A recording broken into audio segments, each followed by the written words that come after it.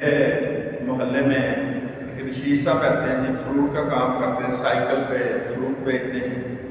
अपनी बीवी से वो नाराज़ हुआ तो मैं सुलह करवाने के लिए गया, तो उसकी बीवी ने जो गिले शिकवे किए वो मैंने एक नज़म में आपके सामने पेश करने हैं। घर तेरे जदों दी मैं आई छीटिया, रीज एक भी तू दिल दी नहीं लाई छीटिया।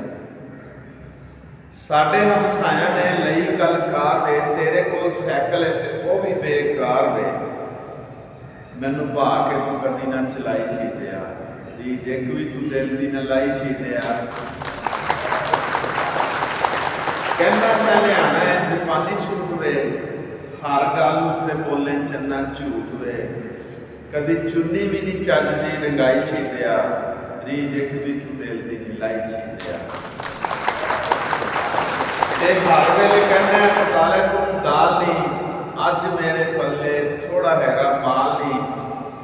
कदी मुर्गा मैं कीता नहीं फ्राई छीटिया, रीज एक भी तू दिल दी नहीं लाई छीटिया। ते लोकां वांगू माइया मैं भी मैचिंग जुत्तियां पावां, कदी मैं बूट जराबां पा के ठुमके लांदी जावां। कैंची जुत्ती भी तू पैरी नहीं पुआई छीटिया, रीज एक भी तू दिल दी नहीं लाई छीटिया।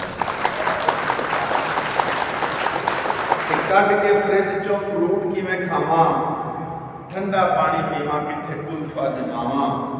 घर तेरे विच घड़ा ना सराई छीटिया, रीज एक भी तू दिल दी नहीं लाई छीटिया।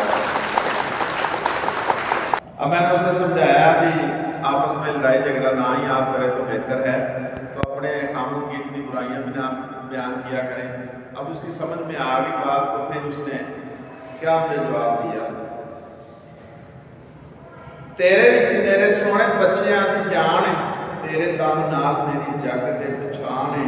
हुण करांगी ना तेरी मैं बुराई छीटिया, एहो गल मैनू रजा समझ आई छीटिया।